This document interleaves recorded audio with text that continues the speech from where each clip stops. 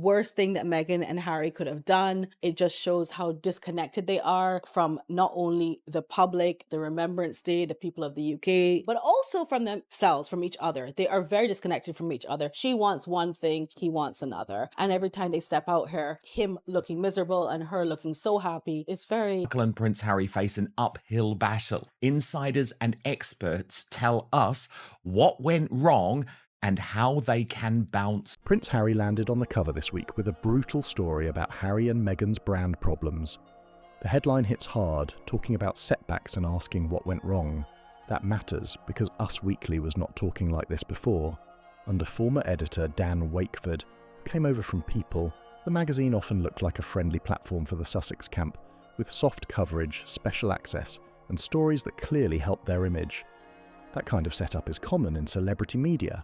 Only get so many chances to make mistakes. Maybe that's true, but come on, they've had more chances than virtually any other high-profile person who had no experience yet got these deals worth tens of millions. Good press gets traded for exclusives, inside details, and access. But now the tone has changed. Under new leadership, Us Weekly is telling a very different story, and that says a lot. It shows that the number of major American outlets willing to fully echo Harry and Meghan's side may be getting smaller again. That shift matters for business too. A lot of the Sussex brand in the US has depended on a small circle of publications, especially People, that were willing to run source-based stories pushing their preferred version of events. So when a magazine that used to play along suddenly runs a cover about a brand crisis and an uphill climb, that is not nothing. It is a visible crack in the media support system, even if People still seems to be in their corner. But here is where it gets messy. Reporter Paula Froelich, who has been one of the more reliable voices on this story, says the article pulls a slick bait and switch. The headline sounds harsh and damaging, but the actual story leans heavily on people tied to Harry and Meghan, or close to them. The sources quoted through the piece keep framing the couple in a softer, more forgiving light than the cover suggests. That had she just stayed as a royal, it would have been the likes of Kris Jenner, desperate to be in a room with her. Yes. Desperate to be in a room with Meghan Markle, and how the tables have turned. And she's not as clever as she thinks. Yeah. She doesn't get that this is not good for her brand. I've never seen this sort of, I've never seen someone that struggles to just give us like one strip of. So once you really read it, the article feels less like a serious takedown and more like a Sussex-friendly PR spin wearing the outfit of tough journalism. One example stands out: the story about Meghan and Harry attending Kris Jenner's birthday party, then reportedly asking for photos to be removed because it happened on Remembrance Sunday, gets spun by a Sussex-linked source as proof that they are doing their best not to upset the royals. That is a wild way to frame it, and it says plenty about who is really shaping the message here. Froelich's reporting goes way deeper, and it flips the story on its head. According to her, the reason those photos got pulled was not about respect or timing. It was because the backlash online was intense and people were not holding back. On top of that, the explanation involving a so-called consent form that did not even exist became a major issue, and that situation reportedly played a role in PR chief Meredith Main's stepping away. That's a completely different version compared to what Us Weekly presented. The memoir angle in the article follows the same pattern. Disappointed that her show didn't truly take off. She poured so much heart and soul into it and really believed it, says the source, adding that Netflix had predicted much higher viewership numbers. One source claims Meghan has had multiple offers to write a memoir, but is choosing not to, saying they are both being careful to protect the standards of the monarchy. That sounds polished, but it lines up perfectly with a controlled narrative. This is not a random insight, it is a planted message, especially considering the timing we already talked about. And the person saying it is close to the couple, not some neutral outsider. Then comes the part that really stands out, and it is a major slip. The article admits that Harry and Meghan insist on full creative control and final edit over their projects. One source even says that what they are allowed to say limits certain opportunities. That might sound like a normal business detail, but it actually opens the door to bigger questions, because if they had final say on everything, then every moment in their Netflix documentary was approved by them. No exceptions. That includes the controversial curtsy scene aimed at the Queen. Season 2, which was a massive flop, didn't even make it to the top 10 charts, which for the amount of money that Netflix has paid is a colossal disaster. The reason she doesn't want to do it is because she is holding out for the divorce, and we know she had already pitched a post-divorce manuscript, or not manuscript, sorry, pitch, a sort of top-line pitch to various publishers. That reporting, by the way, was backed up by Vanity Fair. Any claim that certain moments were added by producers or misunderstood falls apart when their own side confirms they had full control. If it made it into the final cut, it is because they signed off on it, plain and simple. That level of control also means they own the decisions that cause tension with the very institution they now say they want to protect. You cannot claim distance from content when you had the power to shape every second of it. Now shifting over to the publishing side, because this is where things get even more serious. Froelich reports that Penguin Random House is not expected to move forward with a Meghan memoir. That is based on how things played out with Harry's book deal. He reportedly received an advance somewhere between $20 million and $40 million. And while Spare sold around 6 million copies, which is strong, the working relationship took a hit. There were reports of tension during the writing process, including clashes with the ghostwriter. Then came the paperback release, which is usually a big second wave where authors add new material and do another round of promotion. That did not happen here. No. Updates, no fresh media push, nothing extra to drive new sales, even though the publisher expected it. Her business vision is just insanely out of touch and confusing. Oh, God. No, I don't like it. It tastes fake. It tastes bad. It tastes like a cheap. It tapes. Jelly. I swear, I know everyone thinks I'm fake because I'm hating Meghan. It really doesn't taste good. No, because I don't hate her, and I think that. All right, Valeria, you want to taste? And then there is the money side of things. Reports say Harry and Meghan's team kept reaching out to the publisher asking for additional payments. The response coming back has reportedly been very direct. There is no extra money coming. That kind of back and forth does not help a long-term partnership, and it adds another layer to why the future of another big book deal is looking uncertain. There were multiple books promised in that original deal and they never showed up. That matters because the massive advance was tied to delivering more than just one project. Without those extra books, the publisher cannot fully earn back what they paid up front. According to Froelich, Penguin Random House has basically stepped away from the Sussex partnership altogether, and that is a serious shift. This creates a real problem for Meghan's future memoir. The obvious home for it, the publisher with the existing relationship, the experience, and the sales track record from Spare, is no longer on the table. That does not mean the memoir will not happen, but it definitely changes the strategy. The path forward is no longer smooth or guaranteed like it once looked. There is always the option of self-publishing, which Froelich points out. That route would let Meghan keep a bigger share of the money, which sounds great on paper. But it comes with a big trade-off. There is no massive marketing machine, no built-in global push, and no guaranteed advance sitting there waiting. It becomes a riskier move, especially for a project expected to be this high profile. And make no mistake, the memoir is still the biggest commercial play Meghan has.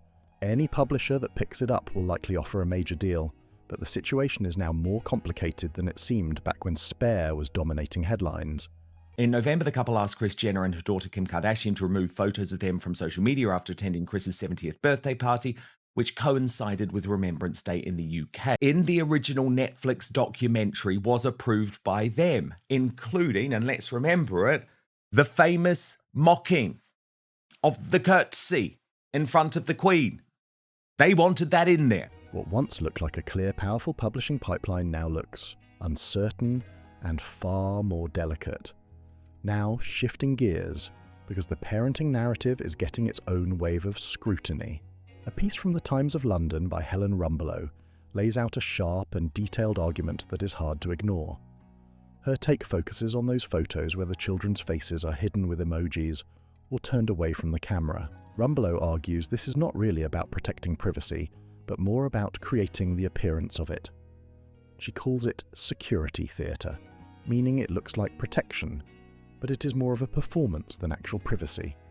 The idea is that the act itself becomes the message, not the outcome. Her wording is striking.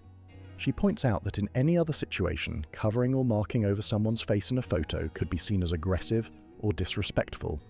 But when it is done with heart emojis, it suddenly gets framed as caring and protective. That flip in meaning is exactly what she's calling out. A TikTok journalist, she references goes even further, describing the emoji-covered images as ugly and smug. Ugly in the sense that the visuals themselves look awkward, like hearts pasted over faces, and smug in the sense that it feels like a performance of better parenting. The message, whether intended or not, comes across like they are setting themselves above other parents who simply share photos without all the extra layers. And that is where the argument really lands. The act of showing concern for privacy becomes its own form of exposure. Issue is, the headline will draw you. Are notoriously hard to shake, and the first impressions of As Ever are really bad. It's unorganized, it's unprofessional, bad tastes to the products. So, the products aren't very good, overpriced, chaos, stocking issues, shipping issues, having to refund things. It's not. The performance of protection draws attention, sparks debate, and keeps the spotlight exactly where it claims it is trying to avoid. The kids are already on Instagram. Blurring or covering their faces does not suddenly make them private, it just changes how they are shown. What it really does is turn them into part of an ongoing content strategy, one that creates curiosity. And experts have pointed out that when you only show part of something, people pay even more attention, not less. That is where the contradiction starts to stand out. Harry has been very public about not wanting his children exposed online. He has spoken at events, pushed campaigns, and warned about the risks of putting kids in the spotlight without their consent. But then you have posts like the Easter content, where the same kind of exposure is happening, just dressed up differently. The heart emojis become a cover, not a solution. Calling it posturing parenting is not about questioning whether Meghan cares about her kids. It is about what the content is actually doing, because the posts are not really protecting privacy if they are still putting the children into a massive public space. Instead, they are feeding into a broader strategy, especially as the lifestyle brand direction continues to take shape. The content needs attention, and the children end up being part of that formula. The emojis create just enough distance to allow for deniability. It lets the content exist while still claiming a level of protection. But the end result is the same. The images are out there, people are reacting, and the attention keeps building. Us Weekly isn't a fight with People Magazine. People Magazine is Harry and Meghan's go-to, right? And they want to be Harry and Meghan's go-to. They want more first-person stories. They think that will help their flagging circulation. Now add in the Eileen Gu ski trip, and the contrast becomes even sharper. Photos showed Harry on a chairlift with the Olympic gold medalist, and he looked genuinely relaxed, almost like a different person. People noticed it right away, saying he seemed more at ease and natural than in many of his recent public appearances. Eileen Gu shared a photo set from that trip featuring big names like Justin Trudeau and Katy Perry, along with Harry. Noticeably absent was Meghan. At the same time, a skiing clip was posted showing Archie, filmed in a way that suggested Meghan might have been there, even though the available photos from the trip do not clearly place her in that setting. That detail raised eyebrows. It added to the feeling that some of the content might be more about shaping a narrative than simply sharing a moment. Meanwhile, the chairlift photos stood out for the opposite reason. There was no obvious performance, no heavy messaging, just Harry enjoying a real moment with someone he seemed comfortable around. This is where the contrast really hits. In one set of images, you have a natural, unfiltered moment. In another, you have carefully managed content designed for social media. And at the same time, other royal footage shows families simply spending time together without that same level of framing. All of these images dropped within the same stretch of time, and each one tells a different story. The chairlift moment shows ease, the social media posts show strategy, and the media coverage, like the Us Weekly feature, reflects a version of events shaped heavily by sources close to the couple. What you are seeing here is an attempt to spin a rough situation into something positive, but it does not fully land. Wonderful. It was so great for the monarchy. I liked the message, all the things. When they left, I was really more just talking about like their decisions through the Netflix, through the trying to put 50 pounds of shit in a five-pound bag. It just seemed like had they been managed properly or really been strategic, like played chess, it would have been such a different outcome. I don't know what happened to Amal and George. They're close friends. Like, I want to be best friends with George and Amal way more than I want to be at the Kardashians. Like David Beckham and Victoria. Like, where's that? Like, Why wasn't she, like, they should have come to the States and been like friends with Michelle and Barack. Like, so many things. It seems like people in Hollywood. Justin Trudeau. In the process, it actually confirms something damaging, that Harry and Meghan had full creative control, which weakens the idea that they were just reacting to how things were portrayed. That detail sticks out more than anything else. The posturing parent critique goes straight at the Instagram strategy, calling out what the emoji-covered images really are and what they actually do. It strips away the soft framing and shows the mechanics behind it. And then you have that chairlift photo, which feels completely different from everything else that came out that week. It is simple, unfiltered and honest, showing Harry away from the larger operation, just on a mountain, looking genuinely relaxed. That contrast says a lot. Put that image next to the more formal appearances, like the conference setting in Sydney, and the gap becomes obvious. On one side, you have a version of Harry that looks at ease. On the other, you see the version shaped by expectations, roles and pressure. It starts to raise the question of what he actually wants versus what is expected of him. There is also a lot of speculation built into where this all leads, especially around a future book and major personal decisions, but those remain uncertain and should be treated carefully. What is clear right now is that media coverage in the US is starting to shift. The Us Weekly story is another sign that the tone is slowly changing, even if it is not a full break yet. The structure of that article is easy to spot once you look closely.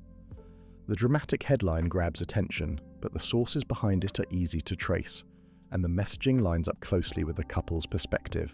However, I will tell you one thing. Penguin Random House is not going to publish that book. They don't care. They gave Harry so much money. They will never earn. Still, that one admission about creative control stands out above everything else. It is the line that people will keep coming back to, because it directly ties them to decisions they might prefer to distance themselves from. At the same time, the article does include one detail that feels more grounded than the rest. A third source, described as someone who has worked with the Sussex team, gives a more measured take. According to that source, Meghan was genuinely disappointed that her show did not perform as strongly as expected. She reportedly put real effort into it and believed it would succeed, while Netflix had hoped for bigger numbers. That detail cuts through the polished messaging. It shows that the disappointment was not just something critics were saying from the outside, it was felt internally too. The project was not treated as a throwaway brand move. It mattered to her, and the gap between expectations and results was real. And that part matters going forward, because if the belief was genuine, then the reaction to it also becomes more understandable. The shift toward new content, the focus on different types of messaging, and the ongoing push to stay visible all start to look less like a calculated master plan and more like a response to uncertainty. It reflects someone trying to figure out what works after something important did not land the way they hoped. This paints a more human picture of Meghan than what you usually hear from either side. Not some cold, calculated figure who expected things to flop and is now just managing fallout, but someone who actually believed in what she was building. She put real effort into it, expected it to land, and it did not hit the way she thought it would. Now, it looks less like a master plan and more like someone figuring things out in real time. I mean, I'm sure most people have seen it by now, but this was, of course, the Instagram that we received over Easter, specifically timed to try and push Catherine and William and their 3 children off the newspaper front pages in the UK, although she didn't succeed with that. But now the Times of London, where you are a regular contributor, Paula, has written a fascinating piece, quite a scathing piece, actually. You can see that improvisation clearly in the current Instagram strategy. 1 minute it is polished lifestyle content, then it jumps to casual clips, then something else entirely. The cheeseboard emails, the skiing video, the flower tutorial, the mummy angle, the lifestyle branding, it all feels scattered rather than connected. If there was a tight strategy behind it, it would feel more consistent. Instead, the lack of a clear identity is what stands out. That inconsistency is the giveaway. It suggests this is not a carefully mapped out rollout. It is someone testing ideas, adjusting on the fly, and trying to find what sticks. The Shop My page situation adds another layer to this.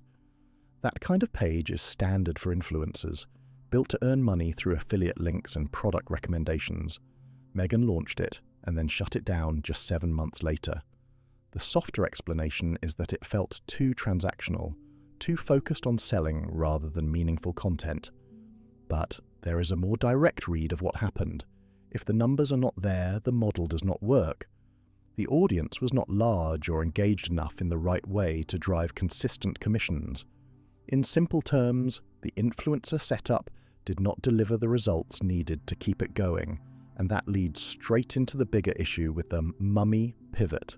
The parenting influencer space runs on trust and relatability. People follow creators they feel connected to, people who seem real, consistent, and genuinely helpful in everyday life. That kind of connection cannot be forced.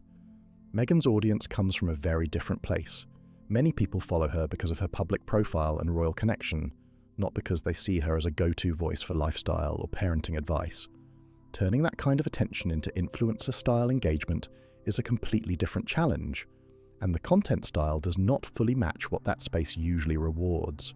Childhood, they can instead broadcast endless nape shots of their child's necks, or slap a garish cartoon sticker on their face done in the name of hypocrisy or love. The carefully managed images, the partial reveals, the polished filming, all of that creates distance. But parenting content that performs well tends to feel close, open, and personal. That gap makes it harder to build the kind of trust that drives real engagement. So the core issue becomes clear. Watching someone because they are famous is not the same as trusting them enough to follow their recommendations. And without that trust, the whole influencer model, whether it is product links or lifestyle branding, struggles to hold up. The lifestyle brand struggles follow the same pattern. Building authority in that space is not just about looking the part, it is about actually teaching people something useful. Real lifestyle creators show skills, share knowledge, and give their audience something they can take away and use. That is how trust gets built. But the content being put out here leans more toward the appearance of expertise rather than the depth behind it. Things like the cheeseboard email or the flower tutorial look polished, but they do not really offer anything new or valuable. The audience is not walking away with insights they could not figure out on their own, and that is a problem for long-term growth. Because the kind of audience a lifestyle brand needs is one that learns from the creator. If people are not gaining anything, they are less likely to stay engaged, and even less likely to trust recommendations. That gap between presentation and substance becomes harder to ignore over time. Now, bring it back to the publishing side, because this is where the business reality kicks in hard. Frolic's take is that Meghan is unlikely to land another massive $20 million style advance, not because the story would not sell, but because of how the working dynamic is perceived. If publishers expect heavy control and close management, they are going to protect themselves financially. That means future deals would likely look very different. And weird and actually quite dark. The opposite, I think, of what she thinks she's portraying, especially this one where Lily looked sad to me. Yes, with a sad rabbit. Yeah. Paula, I've also got to ask you though about the other social media moment of the week, which is someone who finally was not looking sad. Prince Harry on the slopes. Instead of a huge upfront payment, it would be a smaller advance combined with royalties, so earnings depend on actual sales performance. In other words, the risk shifts back toward the author. That is how publishers manage uncertainty when they are not fully confident in the process behind the product. It is basically the same lesson applied in another industry. Similar to how streaming platforms move toward more structured oversight, publishers may still want the project, but with tighter conditions. The message is clear: they are willing to work together, but not without safeguards that protect their investment. Self-publishing, which Froelich mentions, flips that model completely. No publisher means no advance, but it also means no restrictions, no deadlines, and no outside control. Meghan would keep full ownership, full revenue, and full control over timing. That freedom can be powerful, especially for a project expected to draw major attention. And let's be real, the audience for a memoir like this is not choosing based on the publisher's name. People are not checking which company printed it before deciding to buy. They are interested in the content, what is said about key figures, and the personal details behind the headlines. That is what drives sales. So self-publishing keeps that core appeal while cutting out the middle layer. But the final decision depends on several factors, including how much value is placed on prestige, how big an advance might still be possible, and the timing around personal and financial considerations.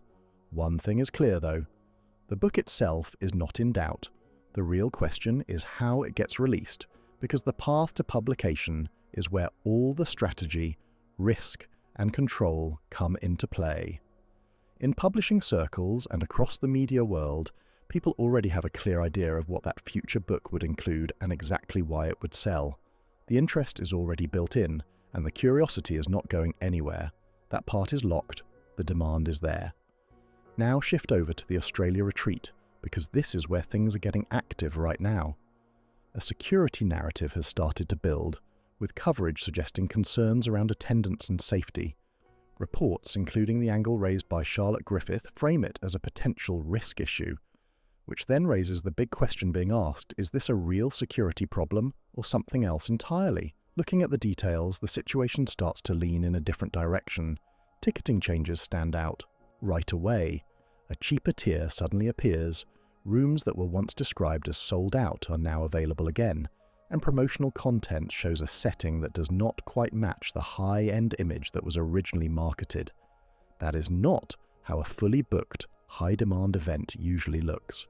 Instead, it gives the impression of an event still trying to fill seats. To answer to anyone, she can do what she wants, she can have her tits out, they can donate money how they want, and she and Jeff, who I know, are great. I don't care what anyone says, they're great, they're doing what they want, they're allowed to hang out with anybody they want, okay? And I've known her for years, since like she first met Patrick, who I knew, her ex-husband, okay? So I've known her for years and talked about her. Meghan is trying to be so many different things, and I just don't think that she herself is fully aware of who she is. So you can't be I can be authentic, exactly who I am, piss people off, don't piss them off. I know where I stand and I make mistakes. I'll come back to the line. But like, it's very difficult to be front and center at the Kardashian 70th party and then also be many of the things that she wants. And that is where the security angle becomes important, because if things do not go as planned, that narrative offers a ready-made explanation. It shifts the story away from questions about demand and towards something external and harder to challenge. The coverage building around safety concerns plays directly into that. By highlighting social media chatter and suggesting potential risks, it creates a framework where cancellation, if it happens, can be explained as a precaution rather than a business issue. That is a powerful shift in perception. Another detail adds to the picture. A journalist reportedly had their booking cancelled after being identified. That raises a different kind of question. Events that are confident in their value usually do not shy away from media attention. In fact, they often welcome it. So when access becomes restricted, it can suggest sensitivity around how the event might be perceived under closer scrutiny. That does not automatically prove intent, but it does shape how the situation is interpreted from the outside. At this point, both outcomes are still possible. The retreat could go ahead as planned, or it could be called off with security given as the reason. But what seems less likely is the original image that was being sold. A fully booked, ultra-polished, high-end experience delivering exactly what the marketing promised. What is visible instead feels more scaled back and uncertain. And that gap between expectation and reality is what keeps drawing attention as this situation continues to unfold. The posturing parent critique, the Us Weekly cover story, the Penguin Random House situation, and even that Eileen Gu chairlift photo are all pointing in the same direction. Different angles, same message. There's a clear gap between what is being presented and what is actually happening behind the scenes. The image is still being carefully managed, but the reality keeps slipping through. You can see it in the details, in the inconsistencies, and especially in that key admission about creative control. Having final edit, approving everything, including the curtsy scene, that is the line that ties everything together. It places responsibility directly on the decisions that shape the narrative from the start. Because once that is established, the framing becomes harder to shift. If every major moment was approved, then it cannot be brushed off as misunderstanding or outside influence. The choices were deliberate, the direction was set, and now there is a push to be seen as protecting the same institution that was previously criticized. That tension sits right at the center of the story this week. There is another layer here that matters just as much, and it goes beyond the individuals involved. The shift at Us Weekly is not just editorial, it is commercial. Aileen Gu, who you probably know much more about because she's this American news superstar. But what I have been told, Paula, is that she is on the dating app Raya, right? Which is the dating app that you go on if you are a celebrity looking to find another celebrity or someone. This is about what actually sells in today's media environment, and the answer is becoming very clear. Us Weekly and People magazine are competing for the same audience, celebrity news that drives both print sales and online clicks. For a while, both leaned into access-based coverage, where positive stories and insider angles helped maintain relationships. That model worked when interest in success stories was high, but the calculation appears to be changing fast. The new direction suggests that positive coverage is no longer pulling the same numbers. Audiences are not as engaged with polished success narratives. Instead, they are paying attention to conflict, setbacks, and behind-the-scenes tension. That is what drives clicks, shares, and sales now, so the tone shifts accordingly. Coverage becomes more critical, more analytical, and more focused on what is not working rather than what is.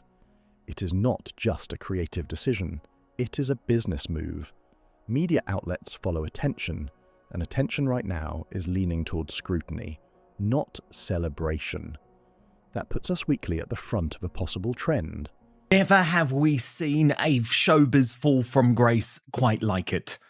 Meghan Markle, desperate Duchess, has hit rock bottom.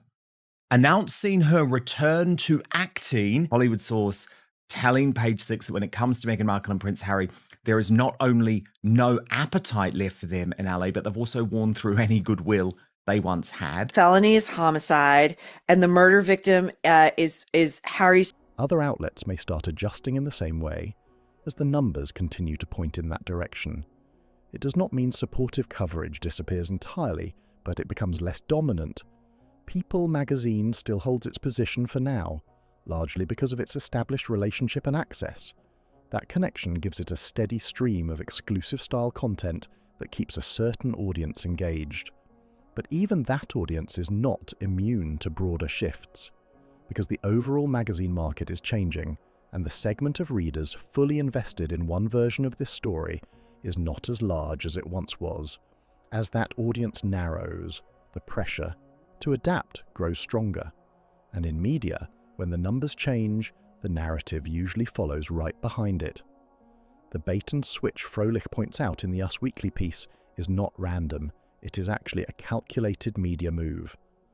Pull readers in with a sharp, critical headline, then soften things inside the article just enough to keep the relationship intact. It is a balancing act, giving critics something to talk about, while still feeding the Sussex side of the story. That kind of middle ground approach says a lot about where things stand right now. It is not fully hard-hitting journalism, but it is also not the overly friendly coverage from before.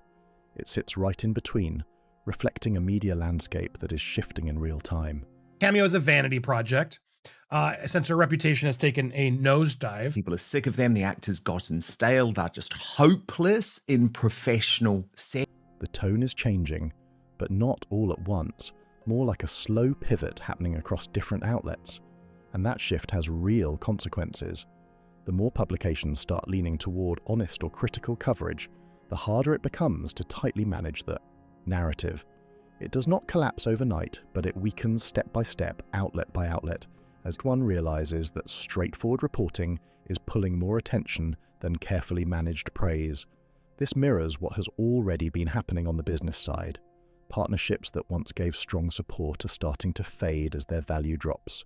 Each relationship reaches a point where it no longer delivers what it used to, and when that happens, it gets replaced or quietly phased out. You can see all the pieces lining up. The parenting content strategy, the Sydney conference setting, the Us Weekly cover, the publishing situation, all of it points to the same bigger picture. An operation that has been slowly shrinking in influence, trying new approaches but not fully landing on one that connects the way it needs to. And then you have that chairlift photo again. It stands out because it feels real, simple, and unforced. Is an absolute user of the media. She uses every conceivable way to try and play the victim and score. Compared to everything else, it looks like a moment without strategy behind it. On the flip side, the more staged environments like conference rooms and planned content drops show where things are more controlled and calculated. The media signal is getting louder though. Us Weekly is one step, but it likely will not be the last. Keep an eye on People magazine, because that is the strongest remaining link. If that outlet ever shifts toward a more critical tone or runs a cover focused on setbacks, that is when the change becomes impossible to ignore. It has not fully happened yet, but the direction is clear. And once a direction like this sets in, it tends to keep moving the same way over time. The tone adjusts, the coverage evolves, and the narrative slowly slips out of anyone's full control. And that brings everything full circle. The headline grabs attention, the article softens the blow, but one detail keeps echoing louder than the rest. They had final edit, they approved it all, and that is the line people will keep coming back to again and again. If you made it this far, drop a like, subscribe for more breakdowns, share this with someone who is following the story, and let me know your thoughts in the comments.